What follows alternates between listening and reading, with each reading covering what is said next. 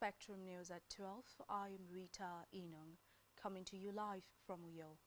Let's take a look at the headlines.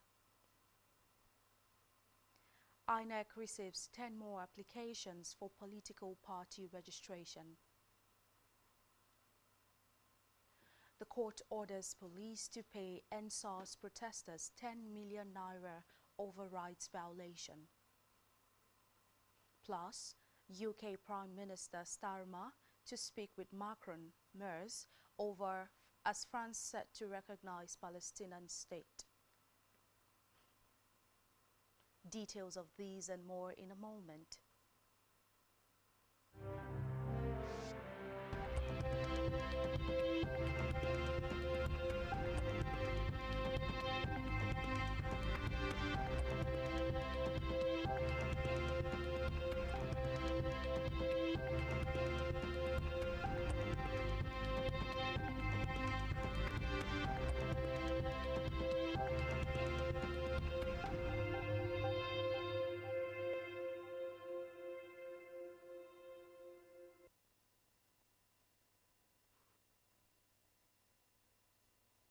Back to the news on Spectrum TV. We begin the news this afternoon from the national scene where Vice President Kashim Shettima has said that the federal government is committed to transformative private sector-led reform of its food systems. The Vice President said Nigeria is witnessing a new vista in its food security agenda, signaling a major policy shift ahead of the second United Nations Food Systems Summit stocktake scheduled to hold in Addis Ababa, Ethiopia, later this month. Shettima made this known at a briefing organized by Nigeria's task force on the upcoming summit at the presidential villa in Abuja. He outlined a bold vision to reposition the country as a continental leader in agricultural innovation and productivity.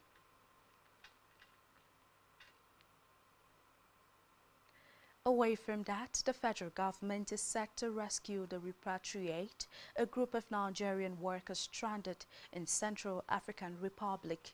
The Ministry of Foreign Affairs in Abuja disclosed this in a statement today, following a viral video that showed the distressed individuals abandoned in the Bambari region, about 850 kilometers from the country's capital, Bangui. It confirmed that officials of the Nigerian mission in the Central African Republic have successfully established contact with the affected nationals. The spokesperson of the ministry, Kimie Biebienfa, said the Embassy of Nigeria in Bangui is actively liaising with local authorities to ensure the safety, welfare, and swift repatriation of the victims. And from the Red Chambers, the Senate has adjourned plenary till Tuesday, September 23rd. The resolution followed its adoption of a motion by Senate Leader Okpeyemi Bamidele. Senate President Godswill Akpabio said that the Senate will break to conduct oversight, adding that, upon resumption, each committee would submit a report on its oversight activities to the Red Chamber. On electoral matters, the Independent National Electoral Commission, Inec, has revealed that it received 10 additional letters of intent from groups seeking to register new political parties ahead of the 2027 general elections. This was made known in a statement issued by the Inec National Commissioner, Chairman of Information and Voter Education Committee, Sam Olumekun. He stated that, with these new submissions, the total number of associations currently seeking approval to become registered political parties have risen to 144. Recall that on July 25th, Inec announced a surge in applications, having received 110 letters of intent from groups aiming to register as political parties. The Commission therefore pledged to keep Nigerians informed about its ongoing activities.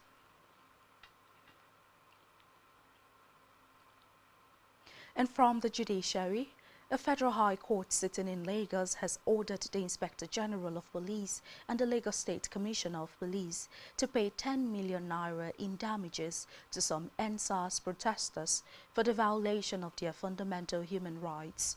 The trial judge, Justice Musa Kakaki, in his judgment held that the applicant protesters were unjustly harassed and that their constitutional rights were infringed upon while participating in the 4th Memorial Rally held on October 20, 2024.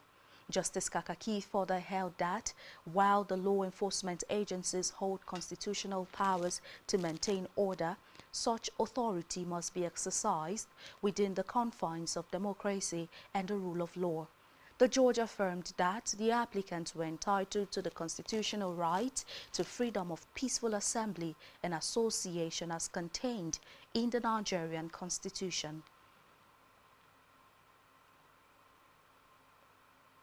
In a separate development, the Rivers State government has inaugurated a farmer herder committee to address clashes between farmers and herders across the state.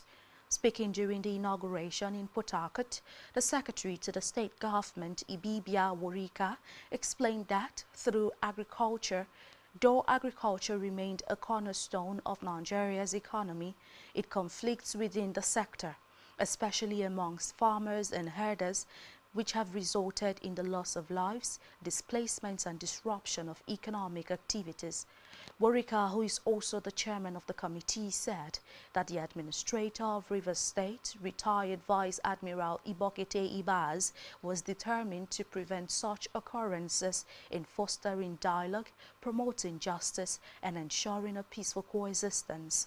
The SSG further noted that the composition of the committee reflected the inclusive and intersectoral approach of the government, drawing membership from the traditional institution, security agencies, farmers association, herders representatives, civil society groups, and relevant ministries such as agriculture, local government, and justice.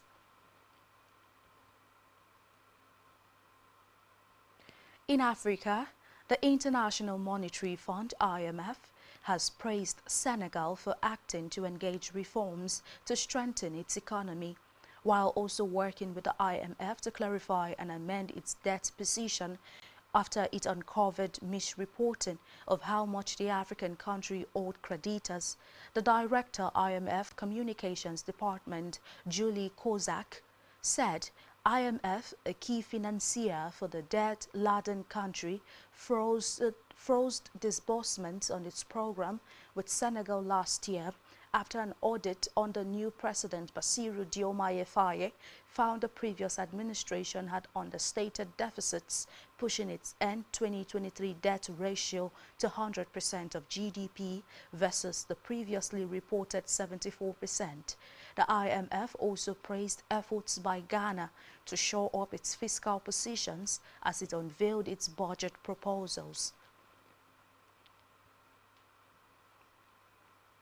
On the foreign scene, UK Prime Minister Keir Starmer will hold a call with French leader Emmanuel Macron and German Chancellor Friedrich Merz today as he faces growing pressure from members of parliament to recognize a Palestinian state. Recall that President Macron had said that France will officially recognize a Palestinian state in September, making it the first G7 nation to do so. Palestinian officials welcomed the decision, but Israeli Prime Minister Benjamin Netanyahu said the recognition will reward terror, while U.S. Secretary of State Marco Rubio described the move as reckless.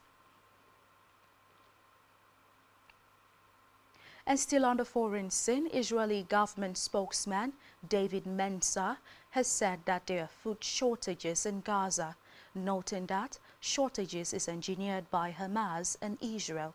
Mensa said Hamas are frustrating the distribution aid process and malnutrition in Gaza is getting worse as people are starving. According to him, there are no restrictions to the amount of aid Israel sends, adding that 1,000 trucks of aid are waiting in Gaza for distribution.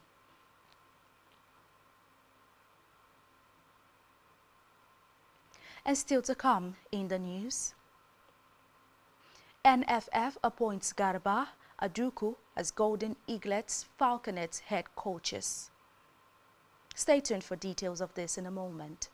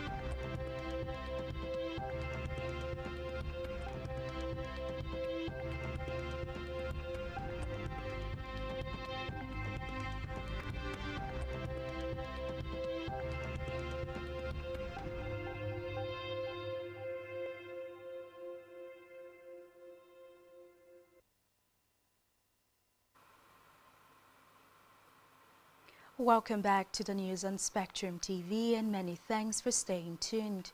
We move over to the rest of the news stories.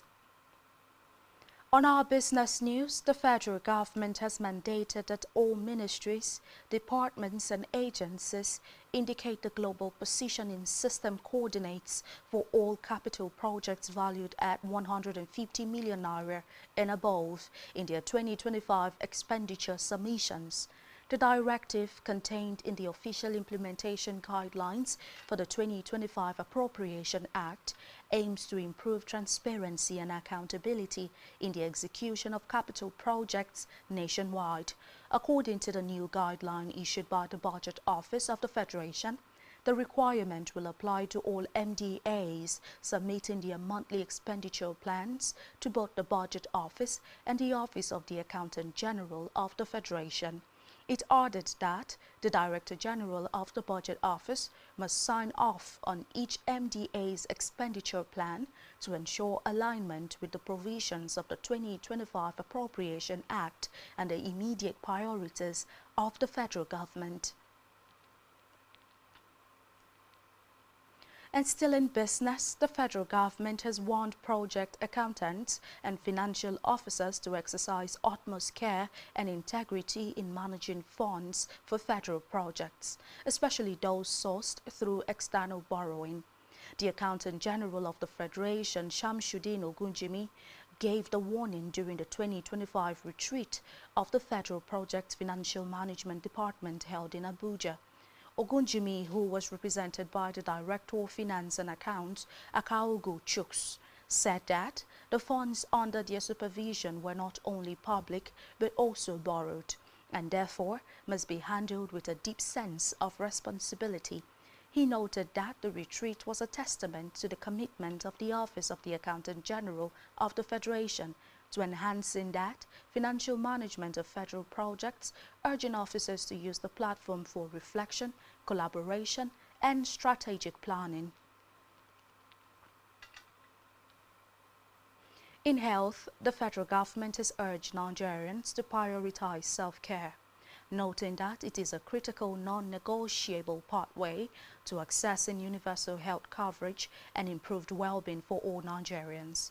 The Coordinating Minister of Health and Social Welfare, Professor Mohammed Pate, stated this at a press briefing to commemorate the National Self-Care Day themed Self-Care, Empowering Individuals, Families and Communities for Universal Health Coverage, and the slogan, Prevent, Protect and Empower.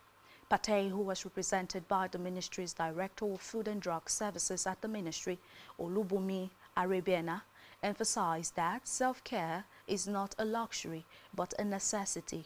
He urged that Nigerians must prioritize their physical, emotional and mental well-being to lead healthy, productive and fulfilling lives. And still in health, the Nigerian Medical Association, NMA, has begun deliberations with key federal ministries on its demands, following which the association has indicated that its planned strike is unlikely to hold. Recall that the NMA had on July 2nd issued an ultimatum in protest against a circular from the National Salaries, Incomes and Wages Commission on revised allowances for medical and dental officers in the Federal Public Service, which the doctors kicked against for violating prior agreements. The association issued a 21-day ultimatum ending July 23rd to the federal government to withdraw the circular and meet its demands to avert industrial action in the health sector. According to the NMA, the circular contains provisions that were not mutually agreed upon and which undermines the remuneration and welfare of medical professionals. The NMA president, Professor Bala Audu, said that the government has shown commitment to addressing both previously agreed and emerging issues. Speaking with newsmen, Professor Audu said if the current pace of resolution continues, it is most unlikely that there will be a strike. And now to sportswear. The Nigerian Football Federation, NFF, has appointed Manu Garba, Golden Eaglets head coach. Garba's appointment was approved following the recommendation of NFF Technical Committee. The experienced tactician will be managing the Golden Eaglets for the fourth time. The Executive Committee also approved the appointment of Moses Aduku as head coach of the Falconets. Aduku takes over from coach Chris Danjuma. Reports say he led Edo Queens to win the Nigerian Women Football League NWFL title 2 years ago. Aduku was also assistant coach of the Falconets when he reached the quarterfinals of the FIFA Under-20 Women's World Cup finals in Costa Rica in 2022. Both Garba and Aduku will officially resume on Sunday as their different teams have upcoming engagements. And still in sports, the Confederation of African Football, CAF, has named Namibia's Antsino Waya as center referee for the 2024 Women's Africa Cup of Nations final between Nigeria and Morocco. Antsino will make history as the first Namibian to officiate a WAFCON final. Her steady leadership, consistency and calm control of matches have earned her the ultimate honor. Antsino officiated several key matches, impressing the CAF's technical and refereeing committee with her ability to remain poised in high-pressure moments.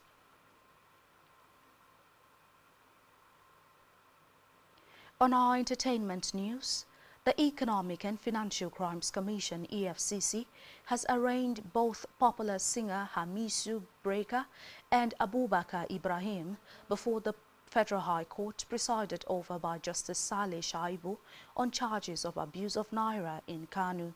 After the charges were read, both Hamisu Breaker and G. Fresh pleaded guilty. The court has therefore sentenced them to 5 months imprisonment or a fine of 200,000 Naira.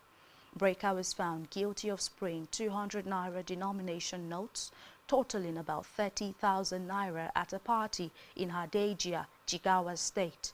Similarly, G. Fresh was found guilty of spraying bundles of 1,000 Naira notes at a shop opening celebration in Kano State.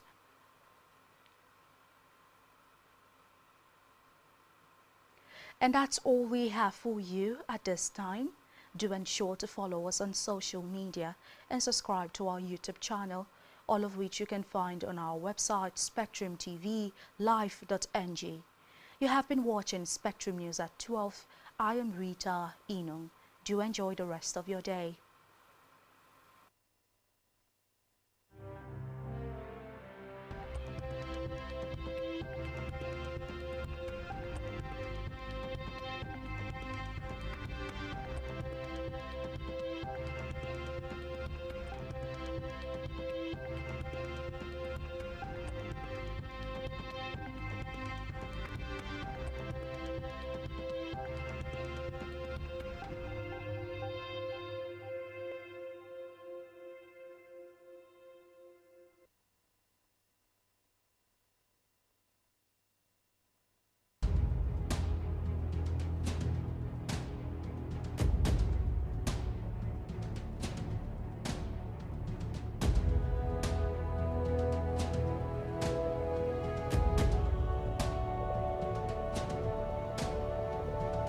Spectrum TV, broadening your horizon.